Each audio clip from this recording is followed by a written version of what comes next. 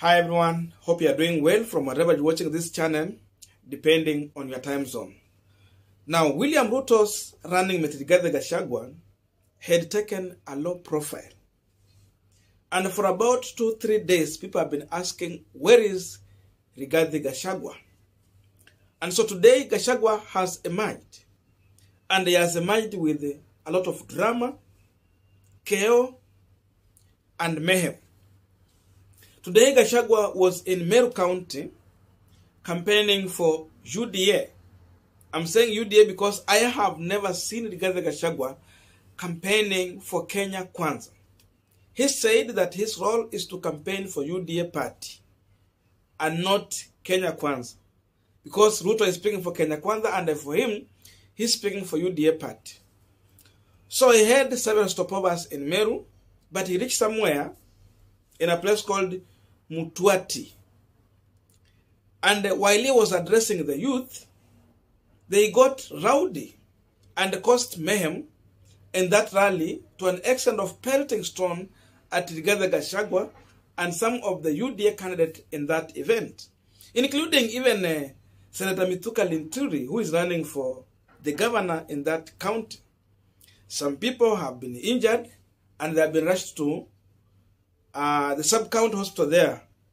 What's the name of that hospital? It is Mutuati Sub-County Hospital, where they're sustaining some injuries there. Watch this shortly.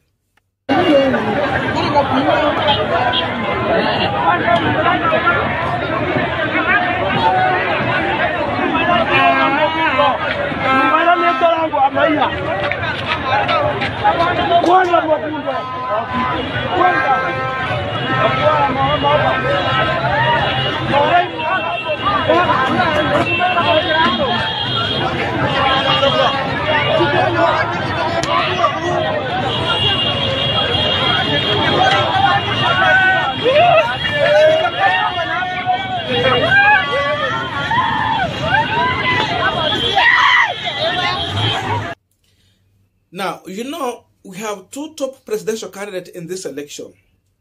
That is William Ruto and Raila Amolo Odinga. And so, if you look at William Ruto, you try to compare him with Raila Odinga. What Raila Odinga is doing vis-a-vis what William Ruto is doing. Or what William Ruto is doing vis-a-vis what Raila Odinga is doing. Same thing goes down to their running mate. You will also go to an extent of comparing what Rigathi Gachagua is doing to what Martha Karua is doing. Either side. Because that's how we are going to vote. That is what the electorate need to do. You compare, then after that you make a decision on the ballot. So we have Rigathi Gachagua here. The question we are asking ourselves for this punchline: why did youth in Meru County pelt stone at Rigathi Gachagua and his team? Why so? And why is it that Martha Karua has never faced such scenario in her campaign? That is what we want to try and answer here. But before we go into that, just a quick request. You might be watching this channel, but you're not yet subscribed. So my humble request, please consider subscribing so that another time, once we release a video like this one, you will always get notified. Again, to all our channel subscribers and anyone who drop comment, I must say thank you so much for your unconditional support. Again, I'm requesting you to give this video a thumbs up so that YouTube can recommend our videos to more viewers. Back to our discussion. Now, I know we have people who are already saying that the disruption of Rigathi Gachagua was planted by his opponents. And even Mutuati Meru is trying to put this blame on the current governor of Meru County, Governor Kiraitu Murungi. But the truth of the matter here is that the violence we are seeing here was caused by people within Kenya Kwanza. The real reason here is that Rigathi Gachagua has refused to accept that he is a deputy of Kenya Kwanza coalition. He has refused that. He only knows that he's a deputy in UDA party. And this is the biggest problem when you get a presidential candidate and a running mate from one party in a coalition. It would have been better if they had a running mate from another party, let's say ANC, Ford Kenya, Ataya Moses Kuria.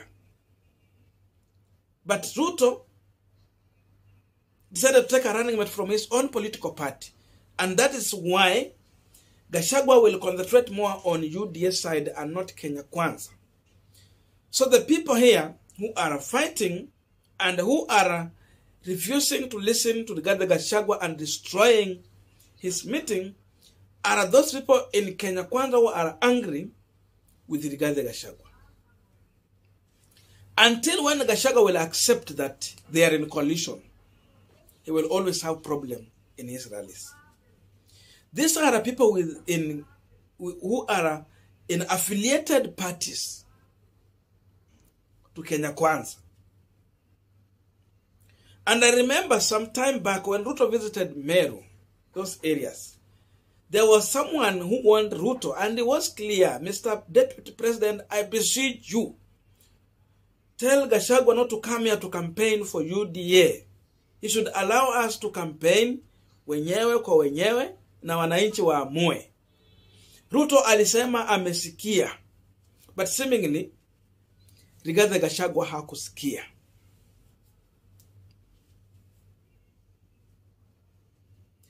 And this is what is causing this problem. That is number one.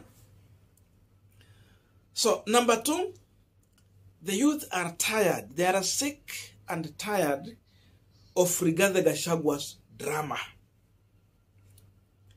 If you listen to Rigathi Gachagua, he has nothing to sell to the public other than the drama that is not making sense to the electorate.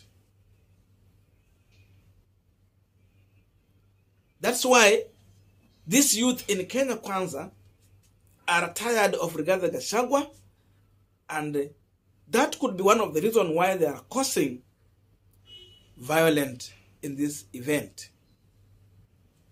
They don't want him to address them. Because every time he takes a microphone, they are losing votes. So they need him to shut down the way he had done. They need him to keep quiet. And that's why they are causing this drama to Rigathi Gachagua. Remember, when Gachagua is quiet, Kenya Kwanza is doing well. But when he comes back and take a microphone, people are running away from Kenya Kwanza. Some are going to Raila Odinga, and others are going to Wajakoya, others are going to the undecided side.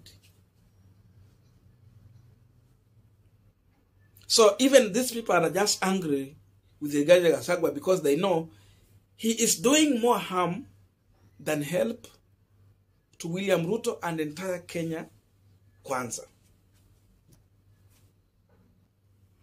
And before anyone say that this thing was planted by the opponents of Rigathi, the opponents of Mythical Inturi, they should be asking themselves one question. Kwani haiwezekani kwamba it is William Ruto's ally planting for such scenario and get sympathy from this? That is another possibility. Because we know they have that character. They have always portrayed such character. Mythical Inturi could be learning that his chances of winning gubernatorial seat of Meru County is very slim, very small. And because of this, he could want to engineer disruption and earn sympathy from the electorate, so that it will be seen that it is Governor Kiraitu Murungi who is fighting him. So that those people who are being injured will now put blame on the governor and vote the other side, is indeed what they are looking for. There could be possibility into that, because we know this team has had such characters. Because remember, this thing was so much bad to an extent. Rigathi Gachagua was to be airlifted to a safe side. Ilibidi ndege iitwe haraka, akuja achukuliwe, atolewe pale mahali. So just look at that. Was it organized? Who organized for this? Wakapanga tu ndege iko tayari kuja kumchukua. So possibilities of these individuals planting this thing to happen the way it has is also there. Compare now Rigathi Gachagua to Martha Karua. And this is where the rubber meets the road.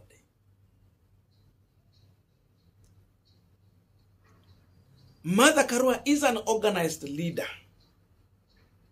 Every time she takes a microphone, the undecided group is moving towards Raila Odinga. She's having no such kind of disruptions. In fact, to Martha Karua, it was her opponent who were planting disruption in her rallies. But they discovered that Martha Karua has her own way, in her own wisdom, how she calmed down people. She knows how to tame this loud youth in a motherly and, she has a lot of wisdom to do that. So she has been able to overcome that. They discovered it was not selling, and they had to stop. But with Rigathi Gachagua, this is a running mate who want to become deputy president. But chaos is following him. Can you compare Rigathi to Martha Karua? Sometimes even when we go to that extent of comparing these two, you look so much ashamed. By the way, Karua and Gachagua will be facing off in a running mate debate on Tuesday this week. On Tuesday, they will be facing off. So we are going to see how they are going to debate there. Because if you even try to compare, you cannot. We have one leader on the other side, and on the other side we have leaders of chaos and disruption in this country. So the electorate has to draw the line on which side they want to be. In whose hands are they safe?